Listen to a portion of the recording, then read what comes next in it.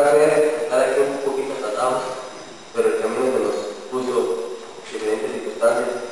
Pero yo para compartirles un poco de lo que Dios ha hecho en mi vida. Yo nací hace 22 años en una familia, se puede llamar familia. Mi papá de Rúperas de la Abuela, mi mamá de Pérez de León.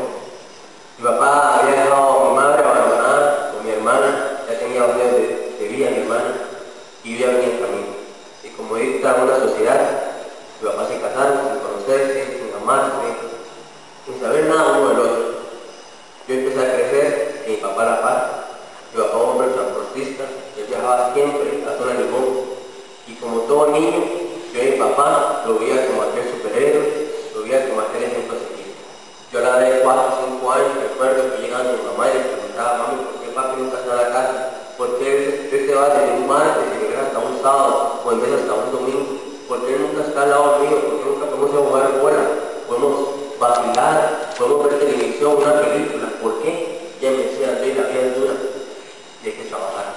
Yo empecé a crecer con esa idea, pero a la edad de 30 años de mi vida, yo empiezo de necio con mi papá, de decirle: papi, yo quiero trabajar con usted, papi, yo quiero trabajar con usted, yo quiero estar contigo.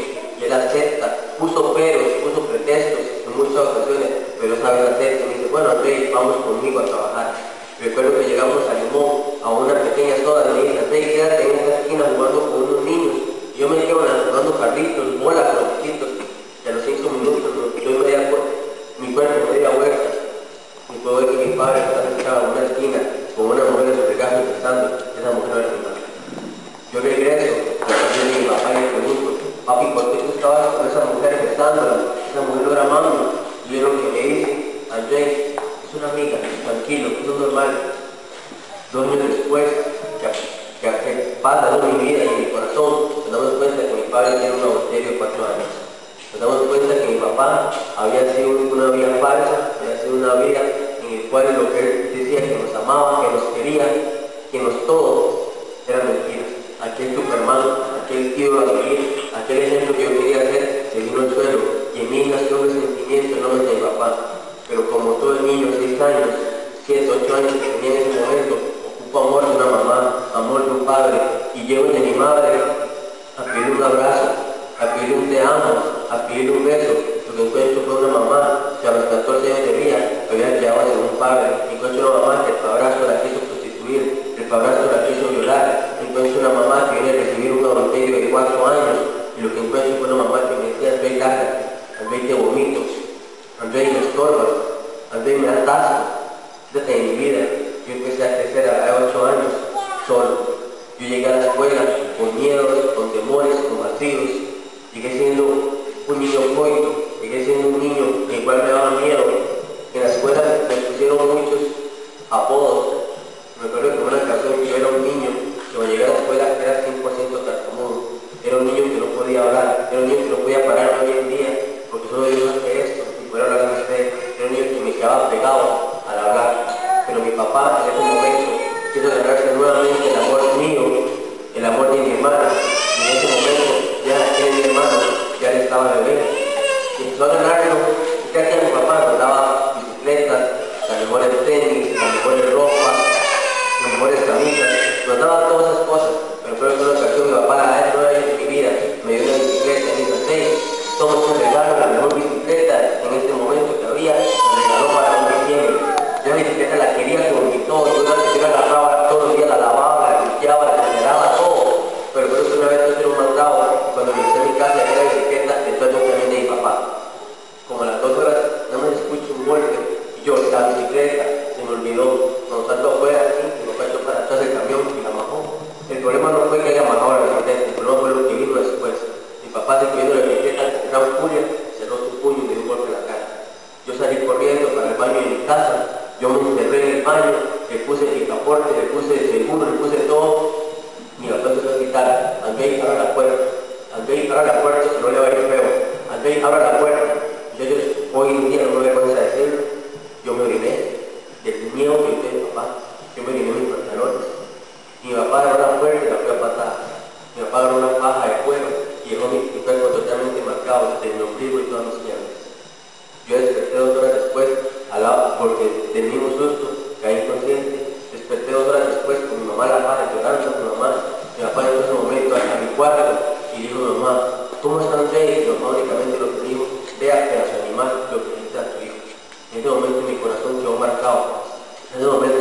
un odio hacia mi papá, un resentimiento. En ese momento yo tenía miedo, tenía mucho sentimiento negativo hacia él. Y únicamente lo que le deseaba es que él saliera en esa madrugada para Guapiles, pero que no volviera. Yo le pedí a Dios tontamente que ojalá que por el Chonquí cuando pasara le cayera un derrumbe, una piedra encima, pero que se muriera, porque yo le tenía miedo, le tenía odio. Me tiene que crecer totalmente solo, un joven marcado, y llego al colegio. Saben muchos de ustedes están en el colegio, pero yo llegué y quise llenar todos los vacíos, todos los temores, todos los anhelos con sustitutos. Y me ofrecen un licor, me ofrecen un cigarro, me ofrecen una droga, y empecé a probar todo. A la edad de 13 años, entro al alcoholismo. Yo pensaba que podía manejarlo, yo pensaba que con una cerveza no era alcohólico, pero empecé con una cerveza, y cuando me daba cuenta llegaba a la casa de él, a la edad de 13 años. Es empecé a crecer, siendo un joven alcohólico, siendo sin mi corazón, un joven que aborrecía al papá, y un joven deseando la muerte de mi mamá, y no podía tenerla. Es empecé a crecer, llego a mi universidad, siendo un joven con un corazón duro, siendo un joven con un corazón destruido. Ya este niño que está aquí, ahí mi hermano no es mentira. En mi corazón no había tanto odio, y no había amor, y yo a este niño empecé a marcarse. Yo a este niño, que teniendo 10 años, yo le decía a él, sos un parásito, sos un inútil, sos un bastardo, para nada servir. Y este hermano, igual que una vez a mí en mi cara, me dijo, tal vez yo simplemente te veo como una persona que iba a la par mía. Yo no te veo como un hermano. Eso dolió mi corazón. Y llegué a mi universidad, y empecé a ejercer mi carrera, y me ofrecen un tabaco. Me decían, toma, te fumas esto, y todo el estrés que tienen los trabajos, de los proyectos, se van a ir. Y empecé nuevamente, y yo decía, yo puedo manejar el tabaco, cuando quiero pueda dejarlo. Cuando me di cuenta, ya andaba el paquete de 20 en mi bolso de universidad. Ya andaba metido el paquete, ya era una adicto al tabaco.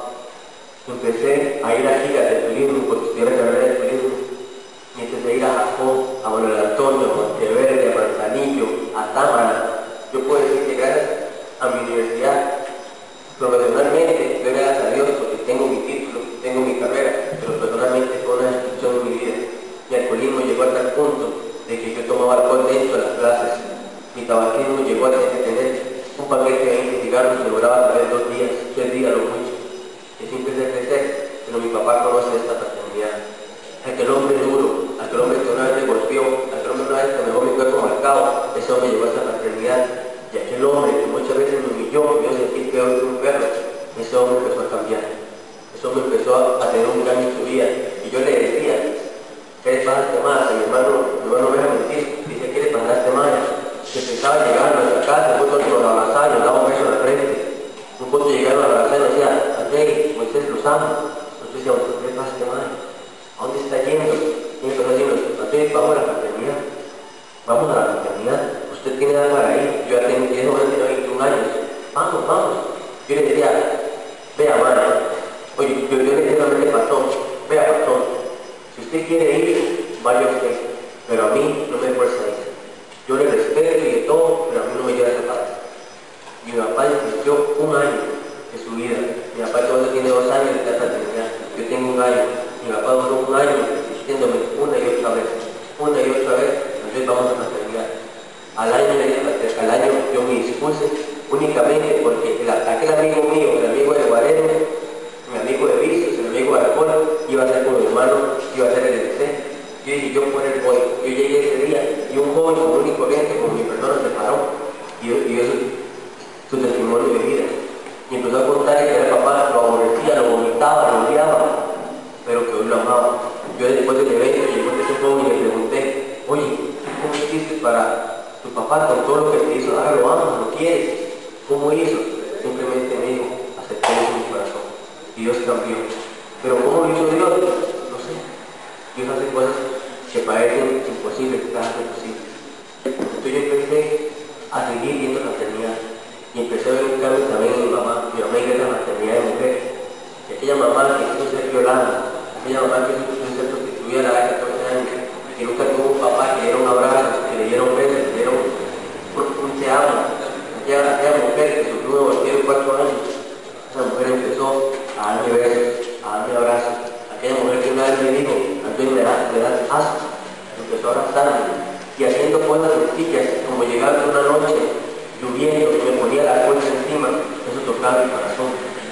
tocaba mi corazón. Yo lloraba porque yo decía, fue lo que tanto anhelé por muchos años. Y se estaba dando. Y si yo empecé a caminar, le creía a un Dios. Y en un campamento nacional, por medio de un joven, mi vida fue cambiada. Yo durante un mes, después calenté sillas. Calenté con mucho, calenté una silla, simplemente iba. Pero un joven llegó una noche, me agarró al oído y me dijo estas palabras: Dios te quiere decir eso. Tu papá y tu mamá te van a fallar, te han fallado, porque son seres humanos, porque son personas que pueden fallar, no de carne, pero yo, tu Señor Jesús, no te he fallado. Yo en ese momento yo empecé a llorar como un niño, como un bebé, y lloraba, lloraba, lloraba. Yo sabía que cada lágrima que yo derramaba era ese viso de trabajo, era ese viso de licor, era ese odio, ese resentimiento de mi papá, de mi mamá. Aquí empecé a caminar, muchachos, aquí empecé a crecer, a creerle a Dios, empecé en esta fraternidad. Mi carácter, mi hermano no lo puede mentir, yo era un joven soberbio, prepotente, amargado, dichoso, malcriado con él. Cuántas veces me insulté, yo me sentí peor que un perro. Yo empecé a demostrarle amor a mi hermano, yo empecé a demostrar amor a mi mamá, amor a mi papá, y mi familia empezó a cambiar. Y ahora mía, con toda la visión, que existe un milagro. En mi casa existe un milagro. Aparte de toda la restauración de mi familia, la restauración de cada relación, yo con mi mamá, yo con mi papá, yo con mi hermano, en mi casa hubo un milagro. A mi abuela hace 1 año y 8 meses, no, hace 3 años y 8 meses, mi abuela perdió el hueso que va de la cadera hasta la rodilla. Lo perdió totalmente. Le pusieron una prótesis, pero hubo un problema. Cuando le pusieron la prótesis llevaba bacterias. A mi abuela, 2 años después de tener la prótesis, la herida que tiene mi abuela va desde acá hasta acá. Todo esto es la herida de mi abuela. Mi abuela empezaron a hacer burbujas como pelotas de fútbol. Asustados fuimos del doctor y le dijimos: doctor, ¿qué es eso? Porque mi abuela tiene esas pelotas de fútbol ahí. Abrió la herida, la metieron a operación y le quitaron la prótesis y le pusieron un espaciador. Ustedes se preguntarán: ¿qué será un espaciador? Simplemente es una varilla de construcción con unos alambres adentro y un poco de cemento. Pero mi abuela tenía metida dentro de esa piedra. Mi abuela empezó a sufrir hace 1 año y 8 meses. Mi abuela tuvo ese espaciador. Y empecé a ver una abuela que empezaba a llorar en mi casa. Una abuela que tenía un dolor tremendo. Una abuela en la cual el tratamiento era morfina y seguía llorando. Una abuela que no había cosa que le quitara el dolor. Y así empezamos a creerle a Dios. Yo empecé a orar, a pedirle, a clamarle a Dios una sanación de mi abuela. A mi abuela hace 8 meses, un doctor fríamente le dijo en la cara: doña Virginia, lo siento, pero te vas a quedar postrada en la cara. Ya no hay tratamiento, ya no hay remedio, ya no hay operación, ya no hay nada que quite esa bacteria. Solo dice Dios. Ver a mi mamá, ver a mi abuela en esos hospitales y en esas situaciones, que por qué yo voy a quedar postrada en una cámara, porque yo veo que tiene 78 años. No había explicación para mí. Simplemente la agarré y le dije: abuelita, creemos que un Dios que hace milagros, y vamos a morir siguiendo la Dios. Para el campamento nacional, que fue ahora en marzo, no me equivoco, en abril.